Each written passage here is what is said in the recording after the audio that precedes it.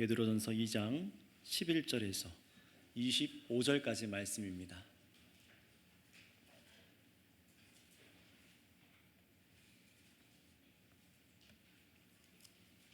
다 찾으셨으면은 저 한 절, 여러분 한 절, 우리 2장 11절부터 25절까지 말씀 돌아가면서 읽도록 하겠습니다.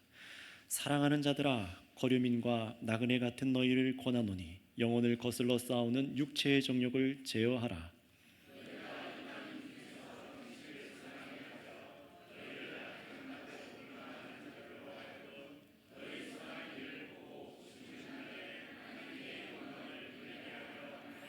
인간의 모든 제도를 주를 위하여 순종하되 혹은 위에 있는 왕이나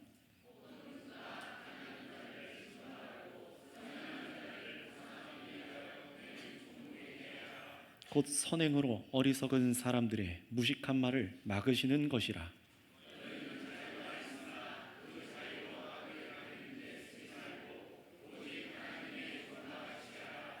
무사람을 공경하며 형제를 사랑하며 하나님을 두려워하며 왕을 존대하라.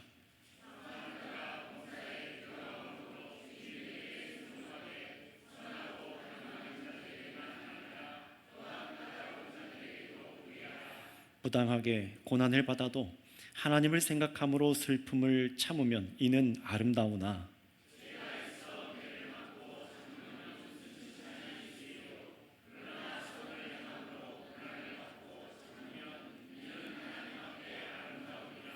이를 위하여 너희가 부르심을 받았으니 그리스도도 너희를 위하여 고난을 받으사 너희에게 본을 끼쳐 그 자체를 따라오게 하려 하셨느니라.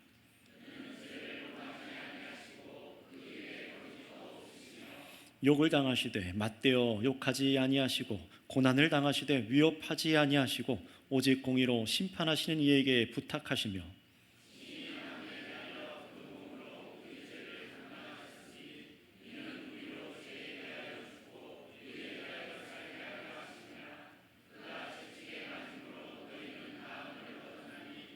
너희가 전에는 양과 같이 길을 잃었더니 이제는 너희 영혼의 목자와 감독 되신 이에게 돌아왔느니라. 아멘. 오늘은 이 본문 말씀을 가지고 예수님이 받으신 상급이라는 제목을 가지고 좀 더 깊이 있게 오전 말씀에 연결해서 설교하도록 하겠습니다. 하나님께서 은혜로 허락하셔서 우리 한 달간 이 이사야 53장 말씀과 연결된 신약 성경 말씀들을 보면서 정말로 우리가 예수님의 고난과 어떠한 관계 속에 살아가고 있는가, 거기에 대해서 설교했습니다. 오늘은 이 시간 이 주제 설교를 마치는 마지막 설교예요. 여러분, 이 은혜를 증거하고 나서 또 저도 이 말씀을 함께 누린 목사로 정말 우리 모두에게 바라는 것은 우리가 이 설교를 듣고 나서 정말 우리 입술로, 마음으로 우리 고난당하신 예수님을 높여드리고 찬양할 수 있기를 원하고요. 또한 그것만이 아니라 이 감사의 찬양의 예배의 본질은 이 자리에 앉아서 우리가 입으로만 높이는 게 아니라 삶으로 연결되어야 되는 거잖아요. 바로 그 삶으로까지 내다보시면서 우리 예수님께서 저와 여러분들에게 허락하신 그 삶까지 내다보시면서 우리 예수님을 찬양할 수 있는 모두가 되시기를 바랍니다. 자, 오늘 오전 이사야서 53장 이 설교를 들으신 분들 먼저 한번 기억해 보시면 좋겠어요. 예수님께서 저와 여러분들을 구원하시고 자신을 보내신 하나님 아버지를 기쁘시게 해드리기 위해서 무엇을 하셨습니까? 예수님께서는요, 자신의 영혼을 제물로 버리셨습니다. 자신의 생명을 완전히 드리신 거예요. 이 일로 하나님 아버지께서 정말로 만족하시고 예수님의 이 사명을 완성한 걸 보면서 만족하시면서 아버지 하나님께서 아들 예수님께 뭘 주셨다고 했죠? 상급, 상을 주셨다고 말씀했잖아요. 그렇다면 예수님께서 받으신 그 상급이 무엇이었습니까? 바로 우리들이었죠. 저와 여러분들이었죠. 놀랍게도 하나님을 떠나서 다 양 같아서 그릇 행하여 제 갈 길로 가서 범죄했던 하나님을 배반한 우리를 찾아내시더니 우리를 자신의 자녀로 삼으시더니 우리를 예수님의 소유로, 예수님의 상급으로 주셨습니다. 바로 예수님 믿는 저와 여러분들의 성도들이 바로 예수님이 받으신 상급이라는 거예요. 그 고난과 죽음과 다시 부활하심으로 승리하여서 얻으신 그 상급이 우리들이에요. 우리의 죄를 대신해서 생명을 내주셔서 죄값을 다 치르셔서 우리를 하나님께로 돌아오게 하신 분도 예수님이신데, 하나님께서는 이런 우리를 어떻게 하셨습니까? 저와 여러분들이 다시는 이 세상에서 길을 잃어버리지 않도록, 어떤 죄의 대가를 다시 지불할 필요가 없도록 영원히 저와 여러분들을 예수님의 소유가 되게 하신 줄을 믿습니다. 얼마나 감사한 일인지 몰라요. 이 부분을 묵상할 때마다 참 다 헤아리지 못하는 감사가 막 제 안에도 넘칩니다. 우리가 예수님의 영원한 소유가 되게 하신 것이 정말 하나님의 구원이자 아들에게 주신 상급이라니. 우리가 상급이래요. 저와 여러분들 같은 사람들이 아들 예수님이 높아지시면서 받은 상급이랍니다. 사실 상금이 더 좋아야 되는데 예수님이 더 높으세요. 근데 하필 우리 같은 사람을 받으셨을까? 그것도 우리가 영원히 죄사함 받은 은혜로 하나님 아버지와 함께 할 수 있도록 하기 위해서 이렇게 아들에게 저희들을 주셨다는 이 사실을요, 여러분 묵상할 때마다, 여러분이 어느 순간 언제든지 살아갈 때마다 내가 정말로 안전한 상태에 있구나, 하나님께서 정말로 나를 사랑하시는구나, 이 부분에서 묵상하고 감사할 수 있게 되실 것입니다. 자, 그렇다면 여러분 한번 생각해 보세요. 이렇게 하나님 아버지께서 우리를 길 잃어버린 양에서 찾으셔서 아들한테 주셨습니다. 그런데 우리가 길을 다시 찾아서 아버지께로 나와서 이제 하나님만 따라갑니다. 그런데 사실 우리는 어땠습니까? 양과 같이 길을 잃어버려서 어떤 상태에 있었는지 한번 생각해 보세요. 성경 여러 곳곳을 찾아서, 사실 66권 다 찾아서 우리가 어떻게 타락했었는지를 다 확인해 볼 수 있지만, 오늘은요, 이 베드로 전서 말씀 중심으로 우리가 어떻게 길을 잃어버려서 살았었는가, 어떻게 길을 잃어버린 삶을 살았는가를 좀 확인해 볼 수가 있습니다. 어떻게 알 수 있냐면요, 11절부터, 여러분 성경 11절부터 20절 말씀을 딱 반대로만 한번 읽어보시면 그 답이 나와요.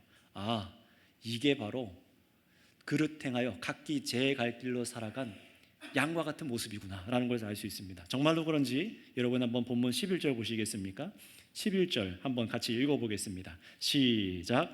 사랑하는 자들아, 거르민과 나그네 같은 너희를 권하노니 영혼을 거슬러 싸우는 육체의 정욕을 제어하라. 아멘.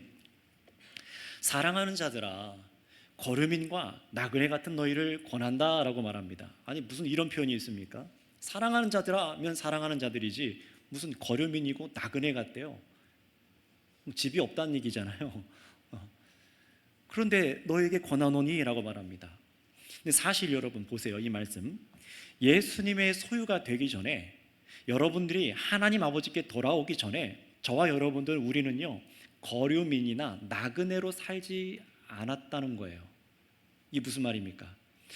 하나님께 속해서 영원한 하나님 나라를 위해 살지 않았다는 겁니다.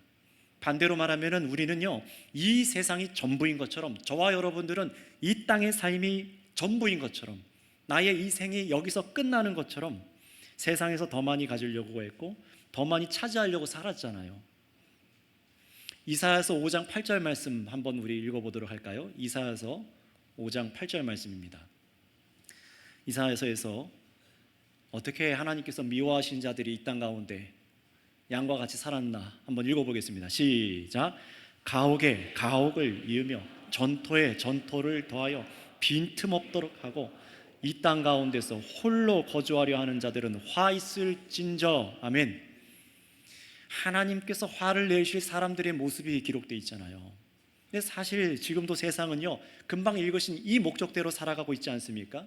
그래서 전쟁에서 더 많이 빼앗어 땅과 영토를 더 많이 차지해서 자기 소유로 삼으려고 하고, 기업들은 서로 물고 뜯고 싸워서 어떻게든 주가를 막 조작하고 이용하고, 조금만 나쁜 소식을 전해서 완전히 폭락하게 만들고, 어떻게든 자기들에게 전토와 가산을 더 많이 쌓으려고 싸우고 있습니다. 모든 경제체제가 이 목적으로 지금 돌아가고 있는 걸 우리는 부인할 수 없지요. 우리도 예수님께 돌아오기 전에, 하나님 아버지께로 돌아오기 전에 다 우리는 이 목적을 따라 살았습니다. 영혼을 거슬러 싸우는 육체의 정욕을 제어하기는커녕 육체의 정욕을 따라서 우리가 살아갔다는 거예요. 자, 또 어떻게 우리가 그릇된 양처럼 살았는지 12절 말씀도 읽어보겠습니다. 시작. 너희가 이방인 중에서 행실을 선하게 하죠. 너희를 악한다고 비방하는 자들로 하여금 너희 선한 일을 보고 오시는 날에 하나님께 영광을 돌리게 하려 함이라. 자, 보세요. 이방인 중에서 행실을 선하게 가지라라고 지금 믿는 사람들한테 권하는 겁니다. 예수님을 믿지 않을 때는 어땠습니까? 우리 예수님 믿지 않을 때 저 세상 사람들과 똑같이 살았습니다. 똑같이 살았습니다. 뭐 우리가 특별해서 구원받은 것이 아니라는 거예요. 똑같았어요. 그런데 뭐라고 말하냐? 그리스도인들 향해서 이렇게 얘기하는 거예요. 여러분의 선한 행동을 보고 우리 예수님이 이 땅에 다시 오시는 날 세상에 믿지 않는 사람들이 하나님께 영광을 돌리도록 사십시오라고 말하는 것이 않습니까? 그런데 보세요. 뉴스를 보세요. 여러분 유튜브나 뉴스만 듣면 뭐가 나옵니까? 요새 기독교인이라고 하면서도 얼마나 폭력적이고 악독하고 불법을 저지르고 위선적으로 살아가는 이름만 기독교인들이 얼마나 많은지 보세요. 많은 사람들이 여러분들의 행동을 보면서 기독교인이라고 하는 사람들, 여러분이 다 주일날 교회 온 거 다 알고 있습니다.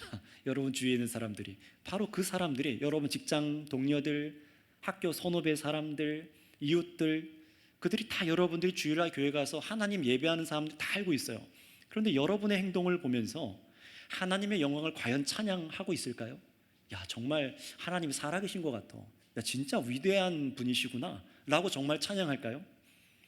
우리는 예수님께 돌아오기 전에는 횡단보도 신호 하나 안 지키는 것에 큰 양심의 가책을 못 느끼던 사람들입니다. 그냥 이쯤이야. 그게 우리들이었어요. 세상과 별반 다르지 않았다는 겁니다. 또 13절 15절 말씀도 보세요. 13절에서 15절 말씀은요, 어떻게 보면 더 충격적인 말씀인데 여러분 천천히 다시 한번 읽어볼까요? 13절에서 15절 시작. 인간의 모든 제도를 주를 위하여 순종하되 혹은 위에 있는 왕이나 혹은 그가 악행하는 자를 징벌하고 선행하는 자를 포상하기 위하여 보낸 총독에게도 하라. 곧 선행으로 어리석은 사람의 무식한 말을 막으시는 것이라. 아멘. 이 말씀을 반대로 생각해 보세요. 길 잃어버린 양의 모습이 뭡니까? 우리가 사는 이 세상, 이 나라 위에 있는 인간의 제도를 주를 위해 순종하지 않은 것, 그게 바로 양과 같이 그릇된 길로 살았다는 겁니다. 충격적인 얘기를 하는 거예요. 로마서 강해를 여러분 들으신 분들 기억하실지 모르겠지만 로마서에서도 국가 권세의 의미가 무엇인지를 성경에서 분명히 말하고 있어요. 얼마나 중요하게 국가 권세에 대해서 강조하고 있는지 여러분 아실 겁니다. 이 세상에 있는 국가 모든 권세는 우리 사람 보기에 선해 보이기도 하고 악해 보이기도 하는 것들이 막 있잖아요. 나라들 국가들 보면은 다 체제도 다르고. 그런데 바로 그 모든 국가 권세들은 다 하나님께서 세워두신 권세랍니다. 로마서에서 말씀하고 있는 거예요. 그 이유는 무엇입니까? 하나님 없이 살아가는 사람들, 길을 잃어서 하나님을 떠나서 양심에 하나님의 법이 없는 사람들을요, 그냥 그대로 내버려 두잖아요. 그냥 무정부 상태로, 공권력이 없는 상태로, 통제되지 않는 상태로 규칙이 없이 내버려 두면요, 사람들은요 그 죄가 더욱더 왕성해져서 더욱더 심한 악한 죄들을 더 많이 짓게 됩니다. 여러분들 아실 거예요. 무정부 국가가 얼마나 끔찍한 일인지를 우리는 이 역사를 거듭해서 알고 있어요. 우리를 통제하는 정부가 없어지면 국민들이 자유로워질 것이다 데모해가지고 위에 사람들을 다 죽였더니 어떻게 됩니까? 결국은 나라가 풍비박살이 나죠. 악은 더 황황 더 많아지고 누군가 통제하지 않으니까, 법이 없으니까 더 악행을 하고, 그게 이 세상의 죄인들의 이 모습입니다. 바로 하나님께서는요 타락한 세상의 사람들이 국가 권세자들을 앞에서 살아가게 만들었어요. 왜요? 규칙을 잘 지키는 자들에게는 국가 권세자들이 상을 줘서 더 선하게 살아갈 길을 좀 제시하는 거고, 그렇지 않고 법을 어기는 자에게는 벌을 줘서 최소한 그 죄를 짓지 않도록 사회를 그대로 좀 유지할 수 있도록 최소한의 울타리를 만들어 두신 것이 하나님께서 이 세상 국가 권세들을 두신 이유입니다. 물론 우리가 보기에 세상의 왕들, 권세자들, 칼을 찬 공권력자들을 다 우리가 의롭게 보거나 선하다 그렇게 말하는 것은 아닙니다. 다 옳다, 다 의롭다 그 얘기를 하는 게 아닙니다. 오히려 하나님께서는요, 믿는 사람만이 아니라 믿지 않는 온 세상 나라들마저도 하나님께서 세상을 통치하고 다스리고 계시다라는 사실을요 알게 원하셨어요. 그래서 어떻게 살아가길 원하셨죠? 사람들이 이 위에 있는 권세들을 하나님이 둔 것을 알고 폭력적이지 않고 또 불의에는 옳은 소리를 내고 그렇게 하면서 하나님께서 두신 위의 권세를 존중하기를 원하셨습니다. 우리 그리스도인들에겐 더욱 요구되는 게 있어요. 어떻게 해요? 똑같이 세상이 만약에 불법을 저지르면 똑같이 불법으로 폭력으로 범죄하는 게 아니라 선행으로 어리석은 사람들의 무식한 말을 막으시려는 하나님의 큰 뜻을 헤아려 살아갔어야 됩니다. 우리나라는 사실 좀 그런 민족 문화가 아닌데, 여러분 뉴스에서 보면은 미국에서 조금만 문제가 막 국가적인 문제가 터지면 어떤 일이 일어나죠? 막 가서 막 마트를 털잖아요. 가게 창문을 깨고 막 들어가가지고 막 다 훔쳐나오고, 잘못한 게 있으면, 국가가 잘못한 게 있으면 거기에 대해서 바른 질서 안에서 항변하고 얘기할 줄 알아야 되는데 똑같이 폭력을 하는 거예요. 근데 하나님 그렇게 살아가지 말랍니다. 그렇게 살아가지 말래요. 여러분들은 어떻습니까? 많은 사람들은요, 이 세상의 악을 보면서 이 세상의 이런 국가 권세에 또 순종하기보다 어떻게든 법을 어겨서라도 조금이라도 더 탈세를 하고 조금이라도 돈을 더 벌고 어떻게든 편법을 써서라도 돈을 모아서 편리를 취하려고 하잖아요. 국가 권세에 순종하지 않습니다. 사람이 만든 종교들도 그래요. 요즘 보세요. 자신들의 악행을 열심히 전파하기 위해서 통일교라든가 신천지라든가 국가에 로비합니다. 권력자들에게 돈을 쥐어줍니다. 자신들의 죄를 가리려고 애를 쓰고 있습니다. 또는 국가를 지킨다는 명목하에 말로 폭력을 막 뱉고 물리적으로 폭력을 휘둘려요. 예수님의 이름으로요. 얼마나 끔찍한 일들이 우리나라에서 벌어지고 있는지를 보세요. 주님께서 전혀 기뻐하시지 않는 겁니다. 우리 위에 둔 권세를 하나님께서 주셨다고 인정하지 않는 겁니다. 여러분, 바로 이것이 어떤 상태냐면은 16절 17절 말씀대로 보면 우리의 자유를 악을 행하는 구실로 쓰고 있다라는 것이에요. 정말로 그런지 우리 16절 말씀을 한번 읽어보겠습니다. 16절입니다. 시작. 너희는 자유가 있으나 그 자유로 악을 가리는 데 쓰지 말고 오직 하나님의 무엇 같이 하라고요? 하나님의 종과 같이 하라라고 말합니다. 세상에 이런 악한 일들을 보면서 우리가 어떻게 하길 원하신다고요? 하나님의 종과 같이 행하라라고 말씀하세요. 여러분, 우리가 가장 먼저 떠올려야 될 하나님의 종은 누구십니까?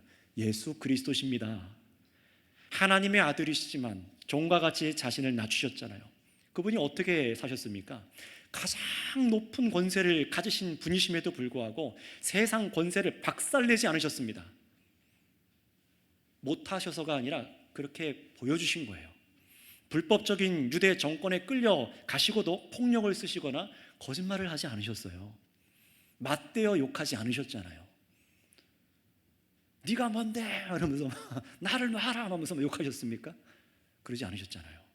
조롱도 하지 않으셨어요. 네가 뭔데? 하지 않으셨어요. 내가 높은 누구를 알아? 이러지 않으셨습니다. 로마 제국 곧 빌라도 법정에 또 끌려가셨을 때도 이 법정은 무효야 라고 하면서 그들을 쓸어버리지 않으셨습니다. 나를 따라서 벌기를 일으켜서 다 쫓아내고 죽이자 하지 않으셨습니다. 로마가 걷어가는 세금에 대해서도 한번 떠올려 보세요. 예수님께 이 세금은 어떡합니까? 라고 로마 황제의 얼굴이, 가이사 얼굴이 그려진 그 말을 갖고 왔을 때 뭐라고 말했죠? 예수님께서 가이사의 것은 가이사에게, 하나님의 것은 하나님에게 바치라. 지혜롭게 행하시면서요, 불완전한 세상 질서에서 어떻게 하나님의 종으로 살아가야 되는지를 이 세상에서 예수님이 보여주신 겁니다. 잘 들어보세요. 불완전한 세상이에요. 불완전한 세상 질서에서 어떻게 하나님의 종으로 살아가야 되는지 예수님이 보여주신 겁니다. 질서의 하나님을 따라서 질서 있게 세상에서도 살아가게 만드신 겁니다. 그러나 하나님의 종과 같이 우리는 살기보다 사람을 업신여기고 형제를 미워하고 하나님을 두려워하지 않고 세상의 권력자들을 우린 존중하지 않았잖아요. 지금도 여러분 존중하고 계십니까? 여러분 이뿐만이 아닙니다. 18절 말씀까지 보실까요? 18절에 사환들아 라고 말합니다. 이 사환은 누구냐? 다른 사람 집에 종이나 노예로 일하는 사람들을 당시 이 사환들아 라고 말하는데요, 오늘날에는 이런 노예 제도가 없지만 굳이 적용하자면 다른 사람을 위해 일해주는 사람에 해당되겠죠. 다른 사람의 직장, 다른 사람의 회사에 가서 다른 사장님 밑에서 일해주는 사람, 아니면 하청으로 일하는 사람들, 거기 다 해당될 거예요. 그런데 뭐라고 말하냐? 사환들아, 범사에 두려워함으로 주인들에게 순종하라 라고 합니다. 그런데 주인들에게 순종하라, 여러분들의 주인은 누굽니까? 예수님 한 번밖에 없으니까 나는 누구의 말도 안 들어, 이건 아니잖아요. 직장에 가서 여러분에게 월급을 주는, 연봉을 주는, 일거리를 주는 그 사람들에게 가서 순종하라는 겁니다. 그런데 조건이 붙어 있어요. 선하고 관용하는 좋은 상사들, 좋은 사장들에게만 그렇게 하지 말고 뭐라고요? 까다로운 사람들, 까다로운 직장 상사나 사장들에게도 두려워함으로 순종하라 라고 말합니다. 성경이 말하는 거예요. 제가 말하는 게 아니라. 여러분, 이게 무슨 말이냐면은 여러분을 자를까 봐 무서워서 순종하라는 것이 아닙니다. 왜 이렇게 말씀하시는 거죠? 혹 하나님 앞에서 범죄하지 않도록 하라는 거예요.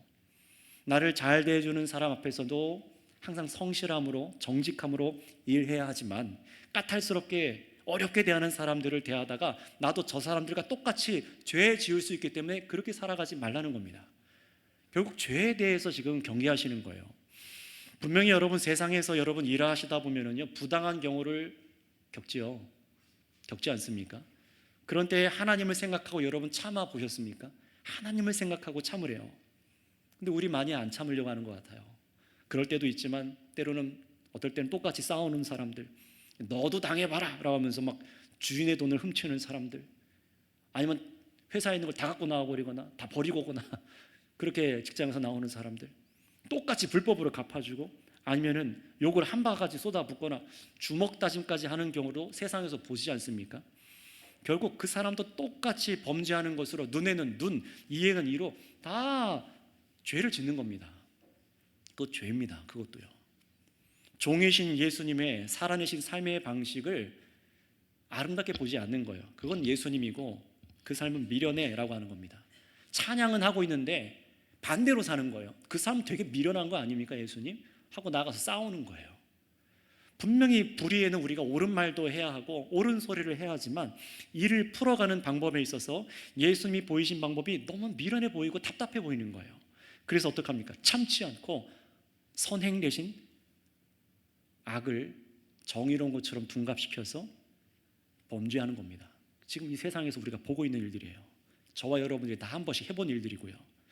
여러분 다 양 같아서 그릇 행하여 제 갈 길로 간 양의 모습이 바로 이런 모습이라고 성경이 보여주는 겁니다. 하나님 아버지께서 하나님을 떠나 길을 잃어버린 양들의 죄를 예수님께 대신 지게 하셔서 예수님 대신 죽게 하셨는데 그 범죄한 모습이 바로 오늘 11절부터 20절까지 보신 말씀이라는 거예요. 그 행동들이라는 겁니다.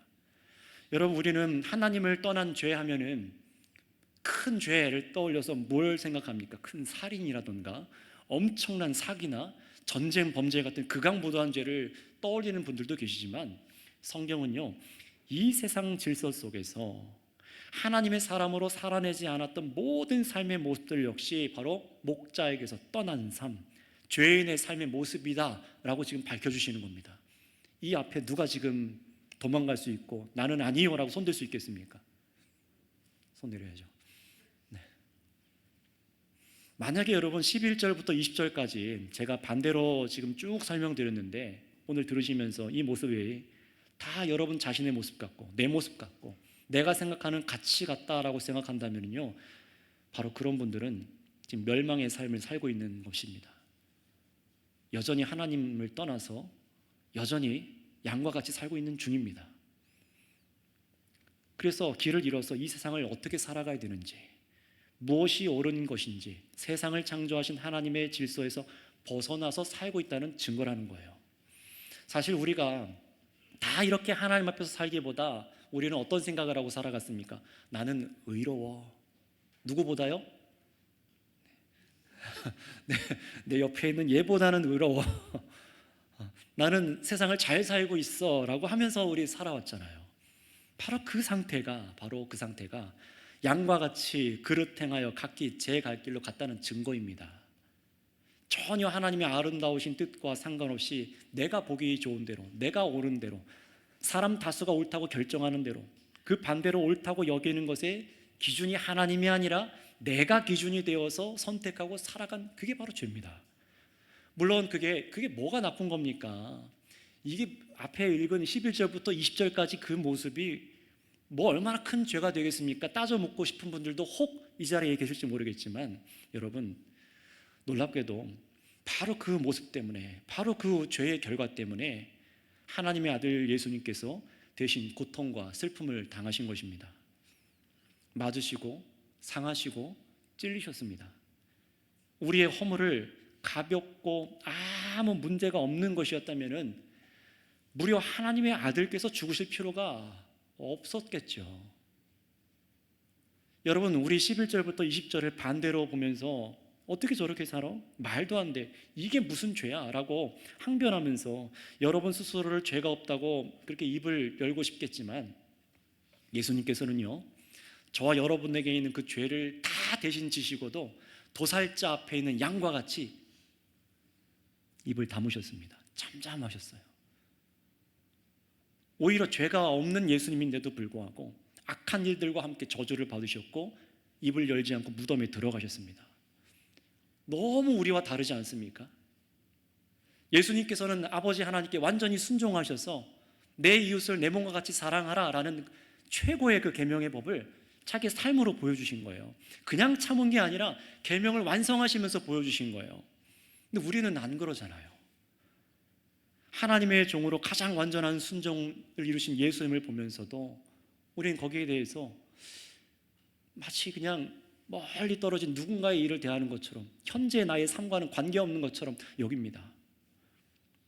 예수님께서는요, 바로 이런 우리들, 죄가 없는 것처럼 생각하고 있는 저와 여러분들, 사실은 온통 막 진흙탕에 굴러가지고 시커먼 득득한데 나는 눈만 닦아가지고 깨끗해 라고 하고 있는 이런 우리들을 위해서 대신 죽으시고 자신의 그 거룩한 의로움을 우리에게 옷 입혀주신 거예요. 가려주시는 거예요. 깨끗하게 씻어주신 겁니다. 왜요? 우리를 의로운 자로 하나님 앞에 드리시기 위해서입니다. 하나님께 나아가게 만들기 위해서요.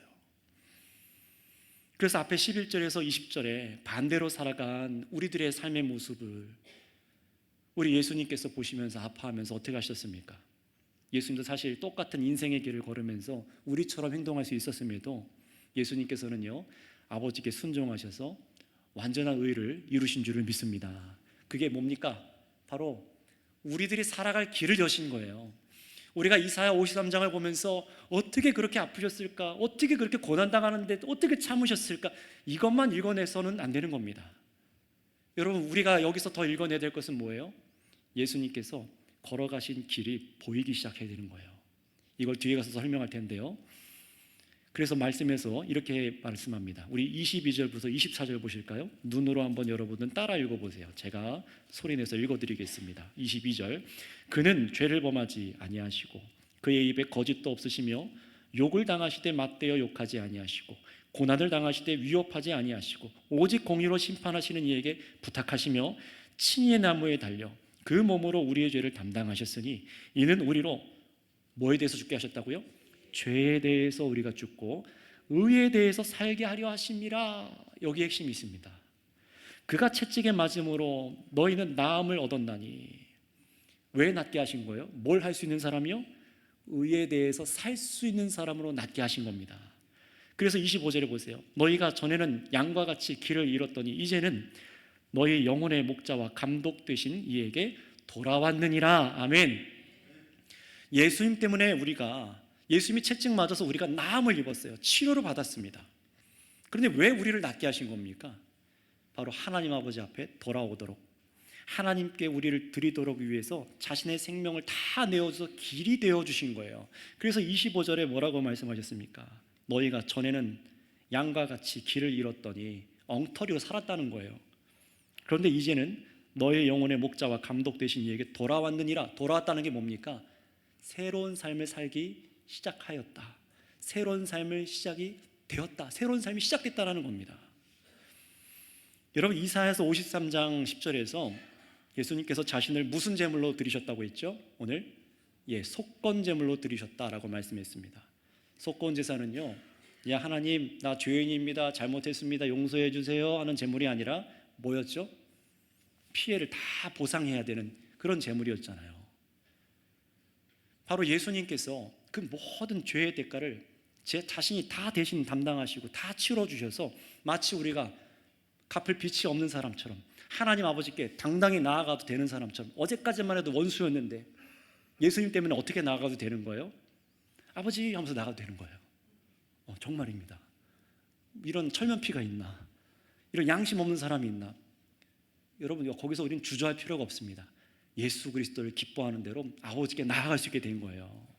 예수님께서 우리를 하나님 아버지와 화목하게 할 수 있도록 이 영생의 길을 열어주신 겁니다. 예수님께서 제물이 돼서 저와 여러분이 치러야 될 죄의 문제에서 해방시켜 주신 거예요. 영원히 하나님과 함께 할 수 있는 백성으로 삼아 주신 것을 여러분 기뻐하시기 바랍니다. 자, 그런데 예수님께서는요, 이를 위해서 죽으셨다라고 21절에 말합니다. 이를 위해서 죽으셨다라고 말합니다. 이를 위해 고난당하셔서 인내하고 선한 순종으로 살아가셨다라고 말합니다. 정말로 그런지 우리 21절 말씀은 한번 다 같이 읽어보도록 하겠습니다. 21절 말씀 시작. 이를 위하여 너희가 부르심을 받았으니 그리스도도 너희를 위하여 고난을 받으사 너희에게 본을 끼쳐 그 자취를 따라오게 하려 하셨느니라. 아멘. 여러분, 예수님께서 우리를 하나님 앞으로 나아가도록 하셨다라는 의미가 바로 여기 있는 겁니다. 그냥 가는 게 아니에요. 어떤 사람으로 가는 거예요? 앞에서 우리가 본 11절부터 20절까지의 삶을 살아내는 사람으로 아버지께 가게 하셨다는 거예요. 그러니까 여러분 금방 읽으신 11절부터 20절의 말씀이 납득이 안 되고 받아들여지지 않고 여기에 순종할 마음이 있다면 나는 아버지께 나아가지 못한다는 겁니다. 예수님 바로 여기에서 일을 하신 거예요. 바로 이 일을 하시는 거예요. 이 일을 위하여 죽으셨다고 말씀하십니다. 보세요. 이를 위해 너희가 부르심을 받았나니, 우리가 세상에서 당하는 고난을 예수님도 당하셨고 어떻게 우리가 겪는 이 세상의 고난을 이겨내야 되는지, 헤쳐가야 되는지 본을 보여주신 것이랍니다. 여러분, 이사야서 53장으로 여러분들께서 지금까지 본 예수님의 고난은요, 그저 여러분들의 우리의 울컥한 감정선을 건드려서 우리 마음을 말랑말랑하게 만들어서 순종하게 만들려 하는 그런 문학작품이 아니잖아요. 고난을 견디면서 우리를 구원한 예수님의 죽음을 보면서 그저 감동하라고 53장이 써있던 게 아니었잖아요. 여러분, 우리는요, 이 한 달간 본 예수님의 고난을 제대로 이해해야 합니다. 그는 우리의 속사람 영혼부터 우리의 가치관까지 존재를 바꾸셨어요. 의로운 사람, 하나님의 자녀로요. 그것은요, 우리의 감정과 생각만 아니라 저와 여러분들이 이 세상에 살아가면서 이전에 보지 못했던 빛을 보게 만드신 겁니다. 이게 무슨 말일까요?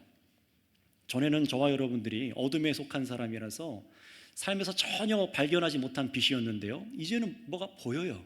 뭐가 보일까요? 세상 고난에도 어떻게 행동해야 되는지 그 길이 보이는 겁니다. 전에는 난감해하고 화가 나고 싸우고 같이 불법하는 것만 보였는데 분명히 보일 겁니다.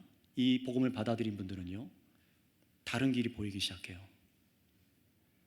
참을 수 있는 길이 보이고요, 인내할 수 있는 길이 보이고요, 예수님의 영광을 드러낼 수 있는 길이 보이기 시작합니다. 원수들 앞에서 어떻게 살아가야 되는지 그 본을 예수님께서 그려놓아 주셨기 때문에 그렇습니다. 바로 예수님께서 우리에게 본을 끼치셨다라는 게 바로 이거예요. 자신의 자취를 따라게 오신 길을 환하게 우리 앞에 비춰놓으셨습니다. 그려놓으셨어요. 그러니 21절에 이를 위하여 본을 보이셨다는데, 여러분 앞에 비춰진 길이 무엇입니까? 황금길, 성공의 길, 형통의 길, 그런 거 아니잖아요. 21절부터 11절부터 20절에 말씀하는 이 삶의 모습을 말하는 겁니다. 여러분, 예수님이 우리와 똑같이 고난을 받으시면서도 새로운 길을 비춰주셨습니다. 바로 하나님 아버지께로 나아가는 삶, 예수님이 상급이 되셔서 정말 우리를 받아서 끝까지 이끌어 주시는 삶이 무엇인지 선명하게 보여주시는 거예요. 예수님이 우리를 상급으로 받으셔서 끝까지 이 길을 걷게 만들어 주시는 겁니다. 그리 사랑하는 여러분, 또 예수님을 사랑하는 여러분, 또 예수님께서 사랑하는 여러분, 예수님께서 지금 이 땅 가운데 그려놓아 주신 그 길이 무엇인지를 우리가 봐야 되지 않겠습니까? 사랑해야 되지 않겠습니까? 한 절 한 절 11절부터 20절까지 천천히 우리 앞에 그려놓으신 길을 같이 한번 보겠습니다. 천천히 20절까지 읽어보겠습니다. 11절부터 시작. 사랑하는 자들아, 거류민과 나그네 같은 너희를 권하노니 영혼을 거슬러 싸우는 육체의 정욕을 제어하라. 너희가 이방인 중에서 행실을 선하게 가져 너희를 악행한다고 비방하는 자들로 하여금 너희 선한 일을 보고 오시는 날에 하나님께 영광을 돌리게 하려 함이라. 인간의 모든 제도를 주를 위하여 순종하되 혹은 위에 있는 왕이나 혹은 그가 악행하는 자를 징벌하고 선행하는 자를 포상하기 위하여 보낸 총독에게 하라. 곧 선행으로 어리석은 사람의 무식한 말을 막으시는 것이라.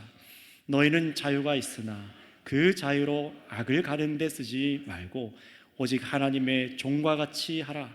무사람을 공경하며 형제를 사랑하며 하나님을 두려워하며 왕을 존대하라. 사환들아, 범사에 두려워함으로 주인들에게 순종하되 선하고 관용하는 자들에게만 아니라 또한 까다로운 자들에게도 그리하라. 부당하게 고난을 받아도 하나님을 생각함으로 슬픔을 참으면 이는 아름다우나 죄가 있어 매를 맞고 참으면 무슨 칭찬이 있으리요. 그러나 선을 행함으로 고난을 받고 참으면 이는 하나님 앞에 아름다우니라. 아멘. 사랑하는 형제자매 여러분, 여러분은 하나님께 드려진 예수님의 소유십니다. 이 세상 나그네라는 사실을 기억하세요. 지금 눈에 보이는 이 세상이 전부가 아니라는 사실을 깨달으라는 겁니다. 정말 우리가 속한 곳은 예수 그리스도시고 영원한 하나님 나라입니다. 그런 여러분이 죽는 순간까지 어떻게 사셔야 되는 거예요? 따라해 주시면 감사하겠습니다. 나그네같이 삽시다. 나그네같이 사세요. 저는 그런 목사님들을 알고 있어요. 그런 훌륭한 성도님들을 알고 있어요. 이 땅에서 하나님이 불러가셔도 그게 별로 아까울 것 없이 이 땅에 많이 안 쌓아놓은 분들 다 내어주고 언제든 주님 부르면 쉽게 갈 수 있도록 자기 옷차림과 집을 가볍게 하고 살아가는 분들 압니다. 나그네처럼 사는 거예요. 정말로요. 아직 영광의 부활의 몸을 입기 전이라서 우리는 이 썩을 육체의 정욕에 아주 어려움을 많이 겪을 겁니다. 조금 더 편하게, 조금 더 편리하게, 조금 더 많이. 그러나 여러분, 우리가 전에는 그런 정욕에 잡아먹혔던 사람들이라면 이제는 이길 힘이 있습니다. 성령께서 우리 안에 함께 계시고 예수님이 이기신 길을 우리는 볼 수 있기 때문에 그렇습니다. 앞에 보이잖아요. 때로는 싫지만 보이잖아요. 그 길이 보이잖아요. 예수님을 기뻐하기 시작할 때마다 우리의 육체의 정욕을 제어하고 하늘 나그네처럼 살아갈 수 있다는 사실을 기뻐하시기 바랍니다.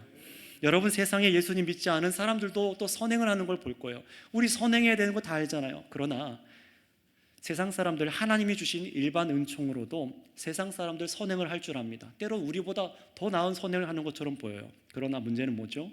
그들은 자신의 영광을 위해서, 인간의 영광을 위해서 선행을 한다는 겁니다. 우리는 달라야 돼요. 근원이 달라야 됩니다. 하나님의 영광을 위해 선행을 하며 더구나 세상이 이해하지 못하고 감당하지 못하는 예수님의 본을 따라서도 선을 보여야 됩니다. 야, 그게 무슨 선이냐? 미련한 거 아니냐? 라고 말한다 할지라도 하나님의 영광을 위해서 그 길을 가야만 하는 거예요. 그 영광을 찬양할 수 있는 삶이 우리 앞에 비춰져 있는 겁니다. 그러니 우리가 순종해야 될 것은요, 하나님 말씀과 동시에 하나님께서 세워놓으신 이 세상 권세에도 있다는 사실을 기억하시기 바랍니다. 여러분 위에 두신 직장 상사 아니면 국가 제도를 다루는 사람들, 공권력을 가진 사람들 앞에서도 예수님께서는 본을 그려두셨어요. 따라올 길을 그려두신 겁니다. 의로우신 재판장 하나님을 생각하면서 정직하게 일했는데도 부당한 대우를 받았다면 어떻게 해야 된다는 겁니까? 분명히 옳은 얘기를 하고 잘못된 것을 바로 잡아야 됐지만 폭력으로, 죄악으로 하지 않는 거예요. 슬픔을 참고 똑같이 범죄하지 않고 우리 예수님께서 보여주신 선한 길을 걸어가는 겁니다. 사람을 공경하고 형제를 사랑하고 하나님을 두려워하고 위에 두신 사람들의 권세를 존중하는 길을 우리에게 비춰주신 거예요. 하나님 보시기에 아름다운 길을 걷는 우리 주의 성도님들 되시기 바랍니다. 세상이 보지 못하는 하나님 아버지께서 만족하시는 길을 예수님께서 이사야 53장 말씀처럼 쭉 그려놓으신 거예요. 반드시 보일 겁니다. 예수님을 묵상하면요. 그런 여러분, 예수님께서 왜 여러분을 이런 고난의 길을 견디면서 나아가도록 하셨을까요? 분명히 예수님께서 자신의 소유로 삼아서 함께 가시면서 이 길을 보여주셨는데 도대체 왜 이런 고난을 통과해야 되는 것일까요? 우리가 앞에 그 찬양으로도 그 이유를 고백했었는데 우리 욥기 23장 10절 말씀을 한번 같이 읽어보겠습니다. 앞에 준비된 화면 같이 읽어볼까요? 시작. 그러나 내가 가는 길을 그가 하시나니 그가 나를 단련하신 후에는 내가 순금과 같이 되어 나오리라. 아멘. 이 말은요, 욥이 고통 중에 하나님과 자신 사이에 중보자를 찾으면서 했던 말이에요. 바로 이 말, 참 중보자이신 예수 그리스도 안에서 이 말씀이 성취됐습니다. 우리를 이 세상에서 더 이상 죄에 오염되지 않고 죄를 위해 살아가지 않는 정금과 같은 사람으로 우리를 단련하셔서 하나님 아버지께 드리시기 위해 우리가 이 고난을 통과하게 만드신 것입니다. 그냥 통과하는 게 아니에요.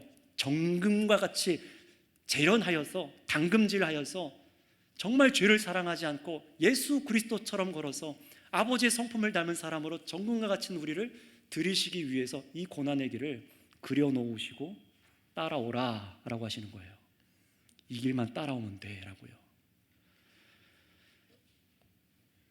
하나님 아버지께 우리를 온전히 드리기 위해서 이 길을 동행하고 계시고 또 먼저 걸어가신 예수님을 찬양하시기를 바랍니다. 가장 안전한 길이 우리 앞에 있는 거예요. 하나님 아들을 닮아서 하나님을 기쁘시게 하는 자녀로 우리를 아버지께 드리기 위해서 이 길을 예비해 두신 겁니다.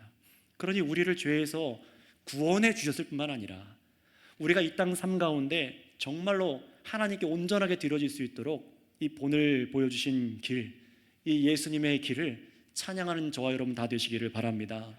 입으로만 찬양하는 게 아니라 정말로 지혜로우십니다. 가장 아름다우십니다. 이 길이 생명의 길입니다라고 말만 하는 것이 아니라 삶으로 고백하고 살아낼 수 있는 저와 여러분들 다 되시기를 바랍니다. 이 시간 함께 찬양하겠습니다. 찬양하고 기도할 때